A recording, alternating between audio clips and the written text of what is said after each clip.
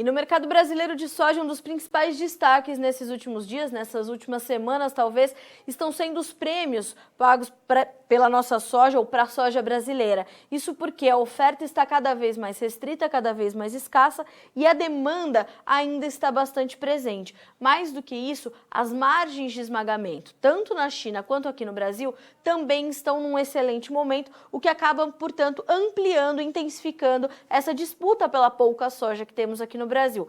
Para a gente entender um pouco melhor de como esse mercado está se comportando e o que a gente pode esperar, justamente olhando para essa questão das margens de esmagamento e isso refletindo na demanda, a gente conversa agora com o analista de mercado da Agriinvest, Eduardo Vanin, que já nos faz companhia nesta manhã de quinta-feira. Eduardo, muito bom dia para você, seja bem-vindo. Bom dia, Carla, tudo bem? Como é que você está? Tudo bem Bom dia a contigo? todos. Maravilha. Bom, Pois sobre as margens de esmagamento, o que a gente vem vendo é uma melhora. Sim. No Brasil estava bastante ruim, mas principalmente se você levar em conta os preços do biodiesel, que hoje estão sendo realizados no Brasil, então a gente tem uma margem interna que vem melhorando. E esse é um ponto que acaba também trazendo uma pressão de alta a mais pelo prêmio aqui no Brasil, para a safra velha. E para a safra nova também vemos melhora, onde os prêmios também do óleo e do farelo deram uma firmada e temos também uma melhora para a margem de esmagamento no Brasil e uma margem muito boa na China. E aí aumenta também a disputa pelo grão lá para o ano que vem. Eduardo, se a gente olhar para a China agora e para essa demanda e para esse resultado das margens de esmagamento, como é que a gente entende esse comportamento agora? Se a gente pudesse detalhar a demanda chinesa, quais seriam os destaques nesse momento? É a recomposição do plantel de suínos ou são um mercado de derivados ali muito forte? Como é que a gente consegue detalhar e entender o comportamento da demanda chinesa nesse momento? São dois pontos, um do lado da oferta e o outro da demanda. A demanda você já comentou, falou bem aí da questão da população de suínos, principalmente das matrizes de suínos. Vem crescendo, hoje o incentivo para reter matriz é muito grande, dado o lucro, que é recorde, e isso tem trazido um crescimento bastante forte e rápido. Só para citar, o ano passado, a população de matriz de suínos na China, em setembro, bateu o menor número em 30 anos, quase 20 milhões de cabeças, quando em 2015 chegamos a ver 50 milhões de cabeças de matrizes, até um pouco mais do que esse número. E agora, já em junho, segundo os dados oficiais, já passa de 36 milhões de cabeças. Então, a base da formação da população de suínos na China vem crescendo, e isso vai aumentar, então vai trazer um crescimento na produção de suínos e também consumo de ração, que está surpreendendo. Aí a gente tem dois indicadores disso. Primeiramente, a alta do farelo e também a alta do milho na China, que acumula uma alta aí de 23% até 25% no ano, surpreendendo então o consumo de rações. E do lado da oferta, aí nós temos o contrário, temos menos oferta de outros farelos vegetais. A exemplo do farelo de canola, a torta de algodão e também o DDG, que acaba substituindo lá na China, em outros lugares também, mas lá na China acaba substituindo o uso do farelo de soja e a produção de DDG também está menor. E essa produção menor de DDG e essa oferta menor de outros farelos vegetais, ela é justificada como, Eduardo? Por que a gente está nesse momento na China? Bom, a gente tem que voltar um pouco lá atrás. Em tempos normais, antes da guerra comercial, a China importava dos Estados Unidos algo perto de 7 milhões de toneladas de DDG por ano. E esse produto utilizado na formulação das rações. E depois disso, antes mesmo da guerra comercial, a China tarifou o DDG dos Estados Unidos, alegando dumping, e daí parou de importar. E depois nós tivemos, em 2018, aquele evento diplomático entre China e o Canadá é um grande exportador de canola, e a China o maior importador da canola do Canadá. E aí parou também, em função de um problema diplomático envolvendo a Huawei. Então, dali para cá, também a China está importando menos canola, também está esmagando menos esse produto, e aí a concentração da demanda em cima do farelo de soja está sendo bastante grande. Auxiliado a isso, a gente tem agora uma falta de milho na China e, por consequência disso, também o DDG está caindo de produção no mercado interno chinês e também está subindo de preço. Então, ou seja, a diferença entre o DDG, que trabalha com desconto em relação ao farelo de soja, também está caindo. Inclusive, nessa semana a gente viu os preços do milho registrarem valores recordes na Bolsa de Dalian, né, Eduardo? Máxima de 2015, Uhum. então máxima desde 2015, mas continua subindo. Só essa semana uma alta de mais de 5%. Então o milho na China está subindo, a diferença entre o preço na China e o mercado internacional vem subindo rápido, aumentando então a possibilidade de arbitragem em relação ao mercado interno e o mercado externo, e as importações da China de milho crescendo bastante rápido também. Inclusive, o USDA acabou de anunciar uma venda dos Estados Unidos para a China de mais de 1.900.000 toneladas somente nessa quinta-feira. Quer dizer, tudo isso que você está me informando, então, Eduardo, é sinal de que há espaço para que essas margens de esmagamento e, portanto, essa necessidade do produto da China continue bastante forte, bastante crescente aí nas próximas semanas. Sim, falando da safra nova, né?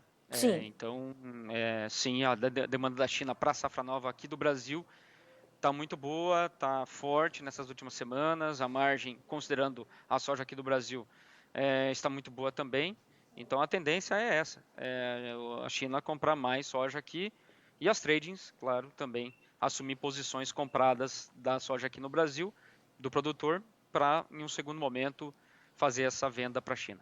E, Eduardo, o principal reflexo dessa demanda maior são os prêmios subindo muito forte aqui no Brasil, né? E principalmente os prêmios da safra nova indicando bons volumes justamente por conta desse movimento, né? Sim, prêmios subindo, safra velha, safra nova. Para a safra nova, o destaque é o percentual vendido já bastante elevado, já passa de 40%, mesmo levando em conta o aumento da produção. Nós consideramos algo perto de 130 milhões de toneladas potencial de produção para o ano que vem, se o clima for bom. E mesmo considerando esse aumento de produção, nós temos um percentual vendido já bastante avançado em relação ao histórico.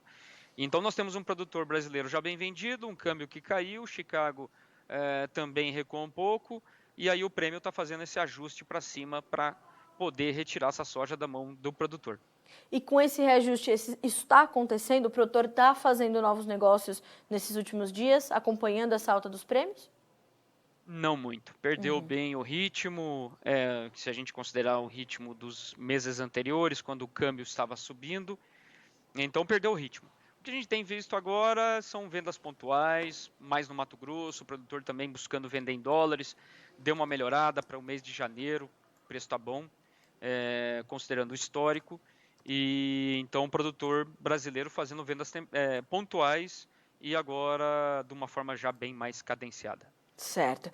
Eduardo, se a gente olha para as margens de esmagamento aqui no Brasil, a gente falou da China e a gente sabe, né, que a China tem trabalhado aí para recompor os seus estoques, todos esses detalhes que você acabou de nos dar. Agora, se a gente olha aqui para o Brasil, o mercado de farelo e o mercado de óleo também estão num bom momento, né? O mercado de derivados também dá muita força para o mercado de grãos agora, não?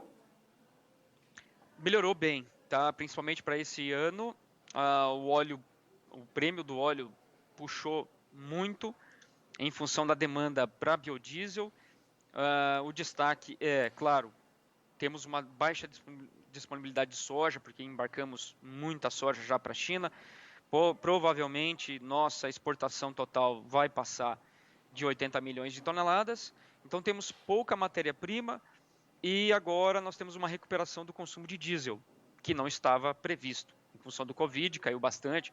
Segundo dados da Petrobras, lá em março, abril, o consumo caiu 50%, 60%.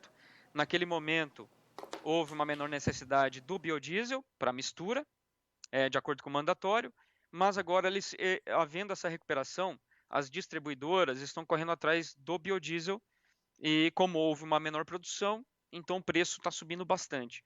Exemplo disso foi aí, alguns dias atrás, nós tivemos um lote remanescente, onde as distribuidoras precisaram de um volume para completar o mandatório e o preço foi lá em cima. Agora, agosto, já tem um novo leilão, e aí vamos ficar atento para ver como que vem o preço desse novo leilão. A tendência é de que o preço realmente volte a ser bastante alto, o que vai impactar positivamente nas margens de esmagamento, considerando o biodiesel na conta, e aí a demanda por soja remanescente dessa safra de 2020 vai ser bem disputada. Eduardo, a gente consegue trazer em números ou em valores ou em referências como é que estão essas margens de esmagamento no Brasil e fazer um comparativo com o ano passado, por exemplo, para a gente entender que momento é esse para esse mercado aqui no Brasil? É muito difícil a conta, ela leva muito a consideração do biodiesel, daí varia bastante de região para região e a questão dos impostos também, que cada indústria vai ter uma conta, e aí a gente sabe que o emaranhado de impostos e diferenciais no Brasil, de estado para estado, essa conta fica bem confusa. Mas o que eu posso dizer é o seguinte, melhorou. E aí, considerando o biodiesel na conta, é viável. Então, dá margem. Olhando para farelo de soja, Eduardo, a gente consegue destacar alguma situação? Ontem nós entrevistamos o CEO do Sindicações, o senhor Ariovaldo Zani, e ele dizia o seguinte: o volume de soja no Brasil não nos preocupa, mas nos preocupa mais o preço. Vocês da Agrinvest acreditam também que a gente vai ter volume para atender a indústria nacional de forma adequada, embora bastante apertada, mas para atender adequadamente a essa demanda pelo setor de rações, principalmente? Eu acredito que não. Nós não vamos ter volume para atender a todos. Se tivermos volume para esmagamento suficiente para atender o mercado interno de carnes, por exemplo, que melhorou bem a margem, subiu o preço da ave e suíno. Então a tendência é ter um crescimento, mesmo porque a China está demandando bastante. Se a gente conseguir, se o mercado interno conseguir atender esse mercado interno, no consumo de farelo, então nós vamos ter que revisar o número de algum lado. Provavelmente a produção foi maior do que o inicialmente estimado. Então a gente vai ter que tem algum furo, tá? Mas se os números forem os que a gente está prevendo de produção e exportação e estoque inicial, então não teria soja suficiente para continuar o esmagamento e, consequentemente, você não teria farelo. Ou seja, a gente vai finalizar 2020 praticamente sem estoques de soja no Brasil, Eduardo. Muito apertado. É isso que os prêmios estão nos dizendo, que está faltando soja. A gente, E nós estamos virando agora para agosto, ou seja, ainda tem um bom bocado aí até o final do ano.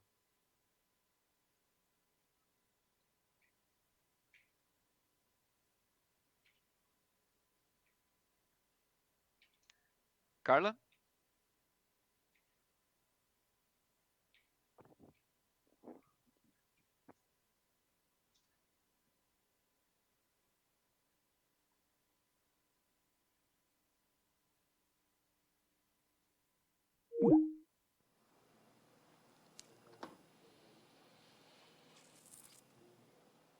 A gente vai restabelecer o nosso contato com o Eduardo Vanin, analista de mercado da Agrinvest, conversava conosco nesse momento sobre o andamento do mercado interno e principalmente as margens de processamento, as margens de esmagamento num Oi, bom Carla. momento. Eduardo, você me ouve?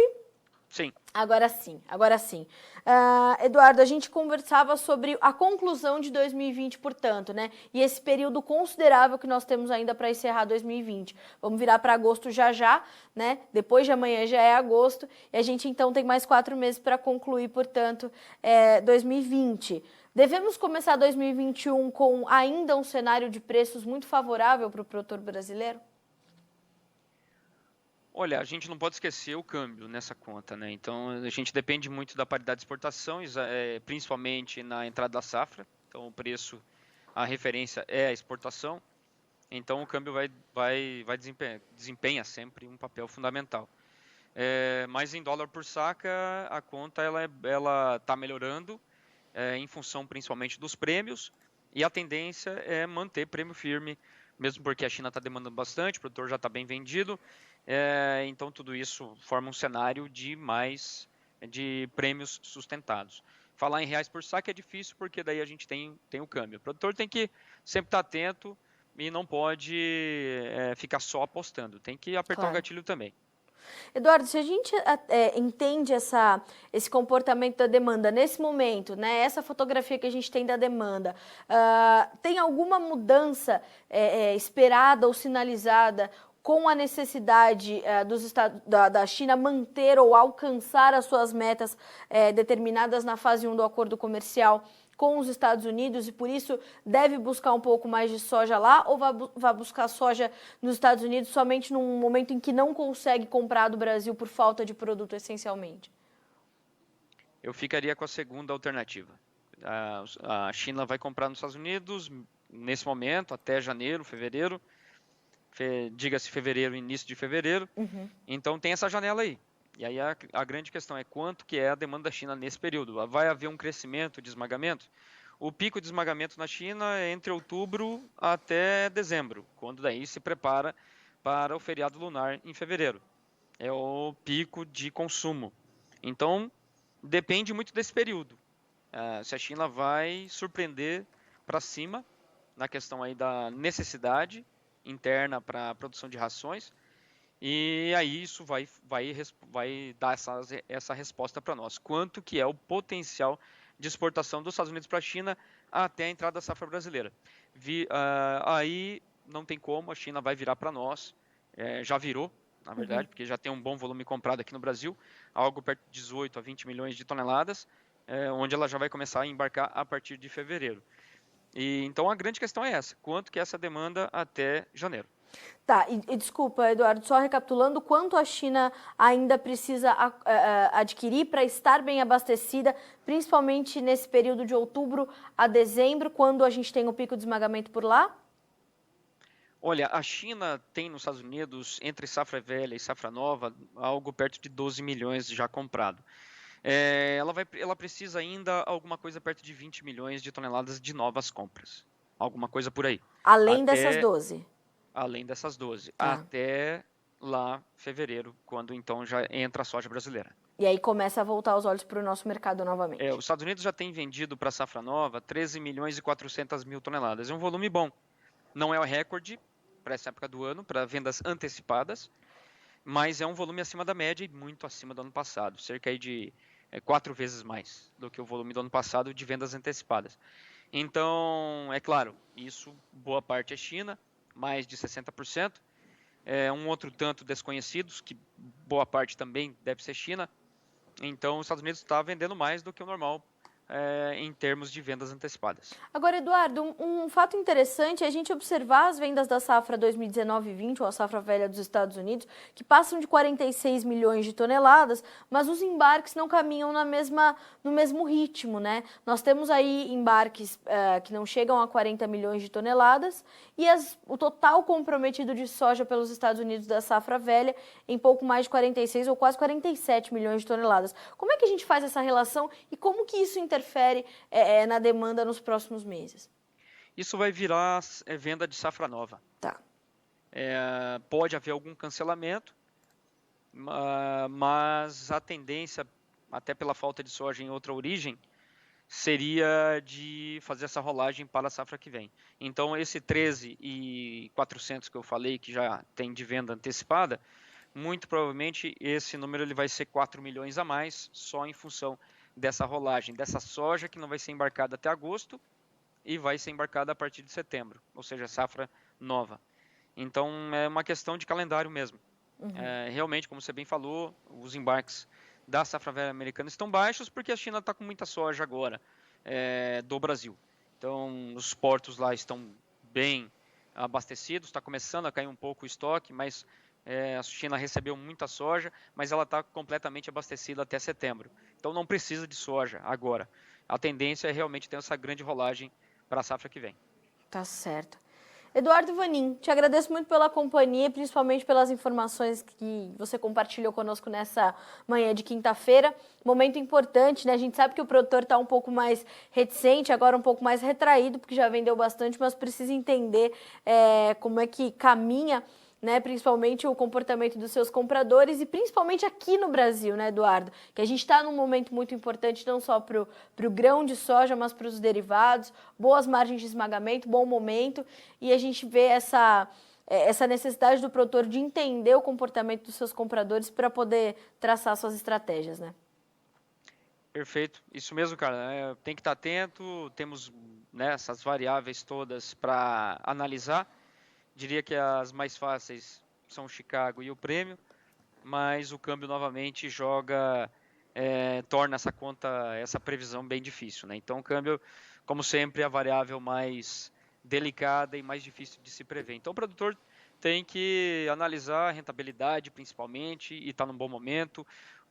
A relação de troca com os insumos esteve melhor, mas ainda está boa. Então o produtor tem que estar tomando decisões racionais, né, e profissionais. Então essa é a dica. Até porque o dólar tem se mostrado bastante volátil nessas últimas semanas também, e imagino que com a volta das discussões efetivas no Congresso para as reformas que estão previstas aí para o Brasil, a gente deve ver a intensificação dessa volatilidade, né, Eduardo?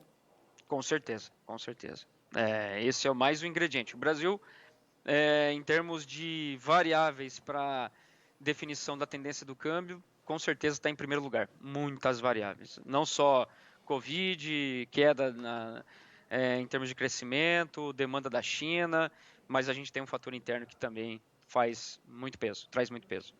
Tá certo. Eduardo, mais uma vez te agradeço, meu amigo, pelas informações nessa quinta-feira. Você sabe, o Notícias Agrícolas está sempre de portas abertas para você. Muito obrigada. Beleza, Carla. Um abraço e boa semana a todos. Obrigada. Boa semana para você também. Bom trabalho. Até a próxima. Até.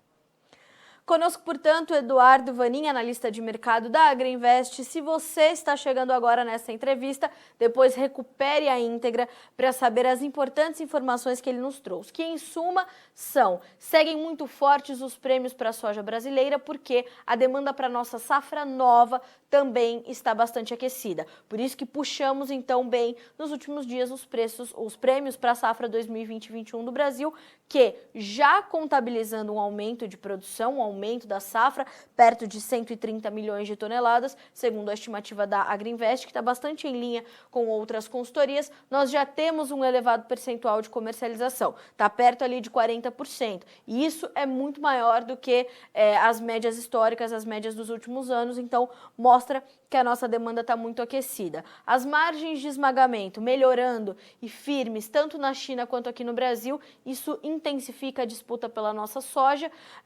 Sabemos que temos aí margens melhores, tanto para farelo quanto para óleo aqui no Brasil. A demanda por diesel tem aumentado, né? Por óleo diesel tem aumentado, portanto, óleo de soja também vai, porque no biodiesel a gente tem essa mistura, que a gente já conhece, de 12%.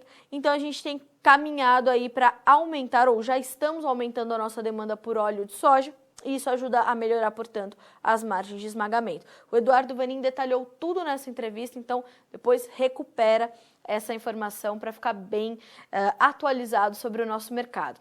E um último recado nesse boletim: se você ainda não nos segue nas redes sociais, pois faça isso. A gente tem trabalhado muito para que as nossas mídias sociais sejam mais um canal de comunicação com você que nos acompanha aqui pelo Notícias Agrícolas. Então estamos no Instagram, no Facebook e também no Twitter, né? A praticidade das informações para levar você das mídias sociais direto para as informações de maior interesse para você que nos acompanha por aqui no Notícias Agrícolas. Combinado? A gente volta já já com a nossa programação. Continue conosco.